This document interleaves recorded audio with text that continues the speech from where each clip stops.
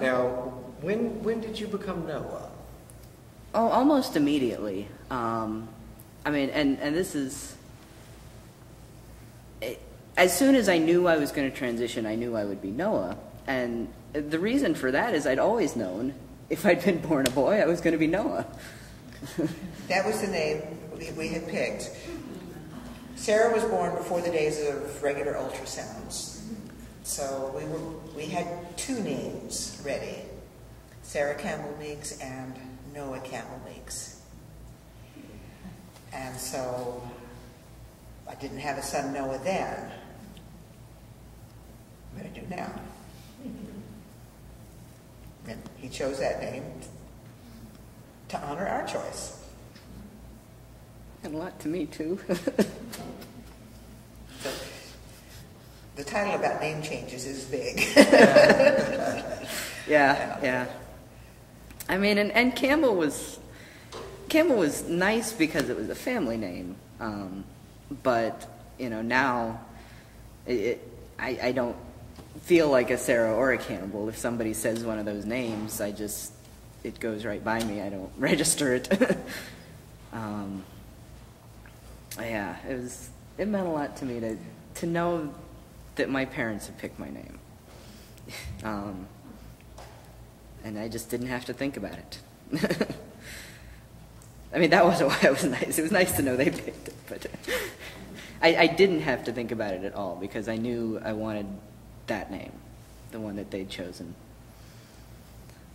And this photo was that year. This was taken at Christmas, obviously, at their house. It was September when he told us. Yeah, and it was December. Well, this was before I started hormone therapy or did any physical changes. And so this was sort of the last pre-transition photo. But I had decided to transition, and you can kind of see in this photo, I don't know how well it shows up, there's something sticking off my back there. That was the binder I was wearing under my clothes to flatten my chest.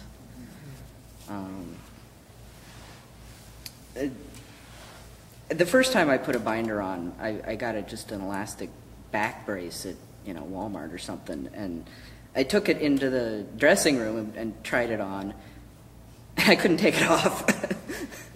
I just was kind of like, it was just like, I can't take this off. And then I went to Target, and I walked into the dressing room with some shirts, and the attendant at the dressing room said, something, something, sir, to me, and I was just like, I'd always been mistaken for a boy a lot, though, when I was growing up. I mean, it's funny to say mistaken, but people thought I was a boy because I looked like a boy. And there's actually been far less confusion since I've transitioned. And so you started hormone therapy in March after of 08. this. Yeah. So it's been 2.5 years now. Let's see, this is 7 months on T that this was taken, and this is... And T is? T is testosterone. Okay. So I inject testosterone weekly, and my body seems to just soak it up like a sponge, because most guys I know do 50 to 100 milligrams a week, and I do like 30 or 40, and if I do any more than that, my testosterone levels get astronomically high. So I don't know what's going on there, but that's what happened. And this is one of a very few photos I have where you can kind of see the awkward in-between stage where you can still tell I have breasts, but I'm kind of starting to look more masculine. Not that I ever really looked girly, but I looked less definitely masculine, I think. And I've definitely gone from being mistaken for like 12 or 13 to being mistaken for like 15 or 16. Yeah. Now you definitely look older. Although I did have the guy at the checking the IDs at the airport looked at me and said, "Who are you with?"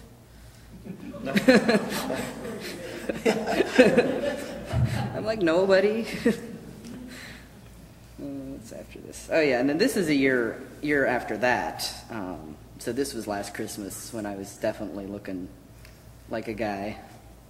And you can't really tell, but I had some whiskers in that picture. And it took, the voice change was the first thing I noticed. Well, especially since you were on the phone. Well, on the phone, but and it happened faster than I thought it would. And the whiskers came a little bit later. I know the first Christmas after he had said that he was going to transition, I got him a monographed shaving kit. Yeah. Even though you didn't have whiskers yet, but so that you'd be ready. But yeah, I used it for the first time about 6 months later. And the only part of it that has bothered me is hairy legs. Yeah, I have some leg hair. But of the physical changes. Now, you mentioned that in some sense you felt, when we were talking earlier, you had felt that before Noah changed, in some sense he had been stuck, not just in his physical development, but also in how did you... In maturing. Yeah. And this came from you, so you may want to speak to it too, but you said that you didn't feel like you could mature, become an adult, until you became a male. mm-hmm.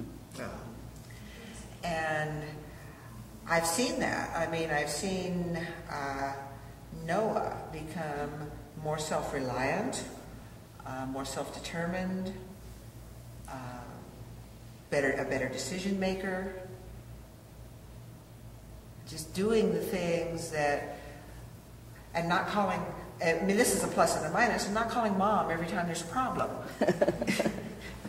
You know, which is a sign of maturity, and you know, we don't talk as much, which is kind of, Yeah. you know, Yeah. on the downside. But so I've seen it happen. Well, and part of not talking as much is just that I've become more active socially. Well, you have a and- life, yes. Yeah. I mean, As a male, you have a life that you didn't have as a female. yeah. But yeah, it was partly physical and partly emotional. I mean, I was 25 years old, and I had a high voice and no body hair, and well, this can't change, but I was shorter than everybody around me, and so, I mean, I think the only way psychologically that I could process that in a way that wasn't completely painful was, I'm still a kid. And like I said, very little of this was on a conscious level, but it was just sort of something I did instinctually to protect myself. And yeah, well, and this has to do with the family too, because there was also just this sense inside. I remember after deciding to transition, I just became aware of this feeling inside, like there was this little boy who was just screaming and crying because nobody had ever recognized him. And it was just painful. And you know, I don't feel that anymore. I mean, I remember how much it hurt, but you know, I feel like he's matured now.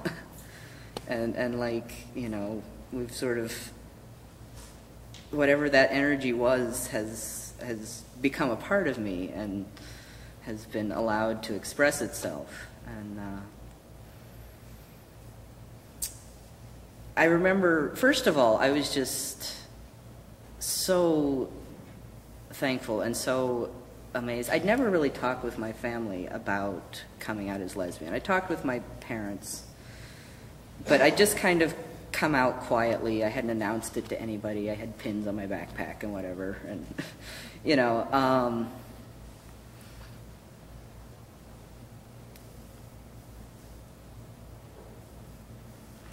I became aware, well, I first became aware that I was really grateful for them because, I called everybody before Christmas. I didn't want to take over Christmas with my coming out. And that was the next time I was going to see anybody. So except for one aunt and uncle that week and one cousin that week because we were at the wedding that I talked to, who I knew would be pretty receptive to it. Everybody else I talked to over the phone. And I was just flabbergasted that they were all just really supportive. And I mean, immediately I just felt closer to them right there. And then also just maturing emotionally, I became, because I just related to the world as a child before I transitioned, and I needed something from everybody. I needed approval. I needed, them to fill that gap that lack of whatever had left. And, that's part of why I was having so many emotional problems, was because just anything that somebody threw at me emotionally just kind of stuck to me, and I didn't know how to get rid of it because I didn't have the internal sense of self and sense of sort of, to use a geeky phrase, structural integrity. And once I started to transition, I got to know my family better as people, and just to really appreciate them for who they were, and not constantly need something from them emotionally. And I just feel so much closer to them now because of that. And because I know there's not any huge secret that nobody's talking about, they've just totally accepted me for who I am, and it's wonderful. I feel so blessed by that. Well, unless you've got something else, that seems like a good place to invite people to ask questions or comments or reflections.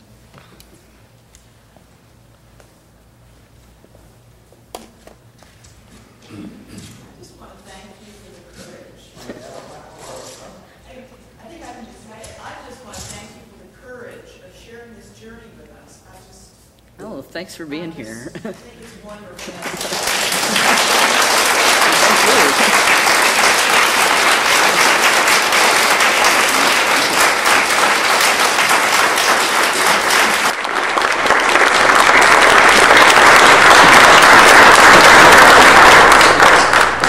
Other questions or comments? I think you're going to have to. Oh, here it is. This is the mark. Transition to this one. I saw somebody over here. So, is it difficult now, like looking back at your childhood pictures or thinking, I guess I'm curious about how it fits into the context of being a male now. Looking back and seeing Sarah, is that yearbooks, reunions, I'm pretty much at peace with it. It's just, I just kind of laugh, especially the frilly blue dress photo. That was just, it's part of who I am. I am never. I was socialized female, and so, I'm a guy who's comfortable talking about his feelings and isn't really into sports. And,